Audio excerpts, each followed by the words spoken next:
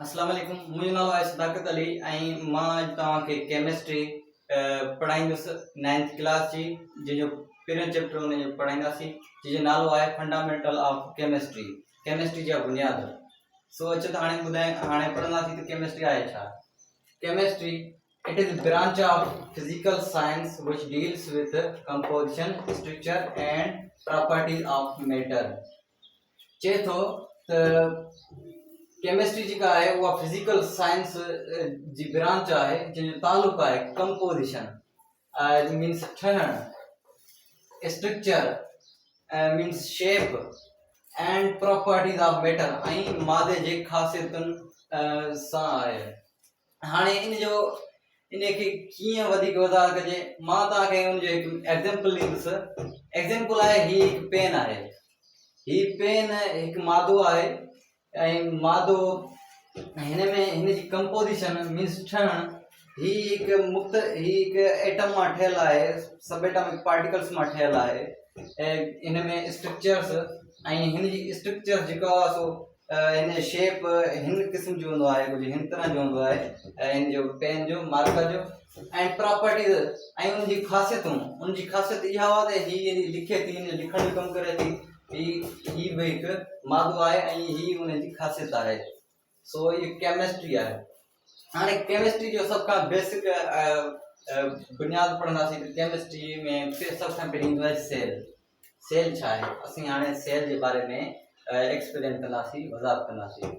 Sale it is smallest particles matter which made up of subatomic particles. Cell जो इहो तमामु नंढड़ो particle हूंदो आहे, मादे जो तमामु नंढड़ो पार्टिकल हूंदो आहे जेको सब एटॉमिक पार्टिकल जो ठहियल हूंदो आहे। इन जो हाणे तव्हां चवंदो सब एटॉमिक पार्टिकल आहे छा। सब एटॉमिक पार्टिकल उहे तमामु नंढड़ा ज़रा हूंदा आहिनि। उन्हनि में इलेक्ट्रॉन, प्रोटॉन ऐं न्यूट्रॉन मौजूदु हूंदा आहिनि। हाणे इलेक्ट्रॉन जेको आहे असांजो नेगेटिव हुन ते चार्ज हूंदी आहे ऐं प्रोटॉन जी पॉजिटिव चार्ज हूंदी आहे ऐं न्यूट्रॉन ते नो चार्ज हूंदी आहे, इन ते चार्ज का न हूंदी आहे ऐं ही न्यूट्रल हूंदो आहे।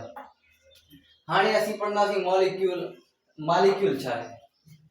Combination of similar and different atoms. चए थो हिकु जहिड़नि ऐं मुख़्तलिफ़ एटमनि जी गॾिजाणी खे असीं मॉलिक्यूल चवंदा आहियूं। हिकु जहिड़नि ऐं मुख़्तलिफ़ एटम। हाणे इहे कीअं हूंदा आहिनि, इन्हनि खे असां वधीक मिसालनि ज़रिए सम्झंदासीं त इहे कीअं मॉलिक्यूल ठहंदो आहे। मिसाल आहे 2H+O। हिन खे ठाहींदासीं त H2O ठहे थो, ही वाटर ठहे थो, ही वाटर जो फार्मूलो आहे। हिन में हिकु हाइड्रोजन आहे, ॿ हाइड्रोजन ऐं हिकु ऑक्सीजन। ही हिकु मुख़्तलिफ़ एटम आहे ऐं डिफरेंट एटम आहे। ऐं मॉलिक्यूल में चए थो त हिकु जहिड़नि ऐं मुख़्तलिफ़ एटमनि खे असीं मॉलिक्यूल चवंदा आहियूं। ही हिकु असांजो मुख़्तलिफ़ एटम आहे, डिफरेंट एटम आहे, इहो असांजो मॉलिक्यूल आहे। ऐं ॿियो आहे N+N जेको ठहे थो N2।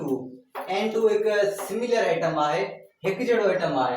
असांजे मॉलिक्यूल में बि असांखे चयो वियो आहे त हिकु जहिड़नि ऐं मुख़्तलिफ़ एटमनि जे जोड़ खे असीं मॉलिक्यूल चवंदा आहियूं। मॉलिक्यूल ही भी असांजे हिकु क़िस्म जो मॉलिक्यूल आहे, पर इहे सिमिलर एटम्स आहिनि। हाणे अॻिते हिन जी वज़ाहत कंदासीं।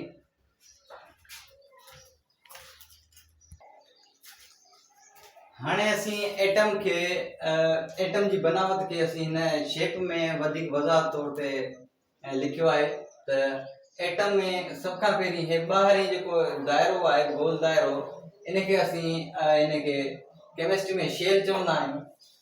ऐं शेल चवंदा आहियूं, ॿियो पावर ऑफ एनर्जी चवंदा आहियूं। एनर्जी यानी एनर्जी सग चवंदा आहियूं हिनखे एनर्जी सग बि चवंदा आहियूं। ॿियो हिन में जेके हूंदा आहिनि पावर शेल में जेके हूंदा आहिनि असांजा इलेक्ट्रॉन हूंदा आहिनि। इलेक्ट्रॉन इन जे सर्किल गर्दिश कंदा आहिनि। हिन में असांजे शेल में इलेक्ट्रॉन गर्दिश कंदा आहिनि ऐं ही असांजो न्यूक्लियस आहे। ही असांजे विच में न्यूक्लियस हूंदो आहे, एटम जो न्यूक्लियस हूंदो आहे। न्यूक्लियस में प्रोटॉन ऐं न्यूट्रॉन हूंदा आहिनि। प्रोटॉन ऐं न्यूट्रॉन जो जोड़ न्यूक्लियस में हूंदो आहे, इनखे असीं न्यूक्लियस चवंदा आहियूं। ही असांजो स्ट्रक्चर आहे एटम जी। आई होप तव्हांखे वधीक इन सम्झ में अची वई हूंदी। छा है। हाणे असीं कंपाउंड जे बारे में पढ़ंदासीं त कंपाउंड छा आहे। Compound combination of different atom, मुख़्तलिफ़ एटमनि जे जोड़ खे असीं कंपाउंड चवंदा आहियूं। इन जा मिसाल आहिनि H+2O, इन फार्मूला H2O। H2O हाइड्रोजन, ॿ हाइड्रोजन हिकु ऑक्सीजन, ही हिकु मुख़्तलिफ़ एटम आहिनि, पाण मिलिया त असांखे कंपाउंड ठहियो। हिन खे असीं मालिक्यूल बि चवंदासीं ऐं कंपाउंड बि चवंदासीं। ही ॿियो असांजो मिसाल आहे C6H12O6। ही असांजो ग्लूकोज जो फार्मूलो आहे, ही बि असांजो कंपाउंड आहे, पर ही मालिक्यूल भी आहे। ही मालिक्यूल भी आहे, कंपाउंड भी आहे। छो जो मालिक्यूल में छा चयो वञे different and similar atom, combination of different atoms and similar atoms is called molecule. ही कंपाउंड में ये चए थो त combination of different atoms, just different atoms जे बारे में चवे थो, मुख़्तलिफ़ एटम। ऐं ही असांजो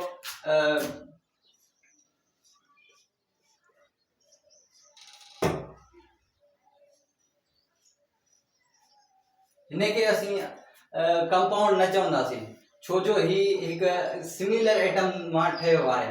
ही असांजो जेको आहे सो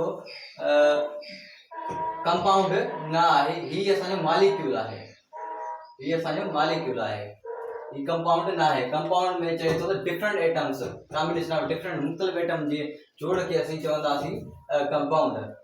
ॿियो हिन जो मिसाल आहे NH3। नाइट्रोजन ऐं हाइड्रोजन पाण मिली करे मुख़्तलिफ़ ही टे एटम हाइड्रोजन जा ऐं हिकु नाइट्रोजन जो पाण मिली करे कंपाउंड ठाहिनि था, इन खे बि असीं कंपाउंड चवंदासीं। हाणे आहे एटॉमिक नंबर। एटॉमिक नंबर छा आहे ऐं उन जी असां वज़ाहत कंदासीं त number of proton present in nucleus of an atoms. चए थो प्रोटॉन जो तादाद, न्यूक्लियस में मौजूद प्रोटॉन जी तादाद, एटमन में न्यूक्लियस में मौजूद प्रोटॉन जी तादाद खे असीं एटॉमिक नंबर चवंदा आहियूं। हाणे असांखे ही एटॉमिक नंबर हिननि जा यादि करणु खपनि, घटि में घटि 20 एटमनि जा नंबर असांखे यादि करणु खपनि।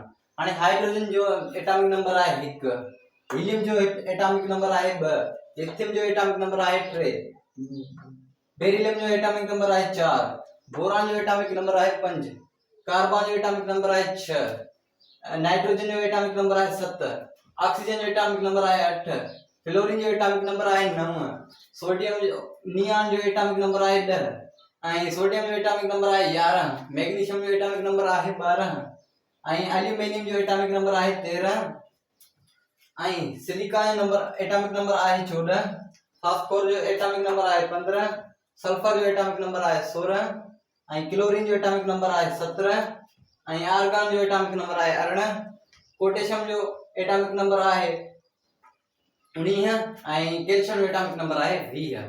हाणे ही असांखे एटॉमिक नंबर लाज़मी यादि करणु खपनि, छो जो असांखे अॻिते हली वॾो कमु ॾींदा बाक़ाइदा। ही हाणे अॼु जो लेक्चर हुयो इते ख़तमु थियो। सुभाणे इंशाल्लाह नेक्स्ट टॉपिक ते हलंदासीं।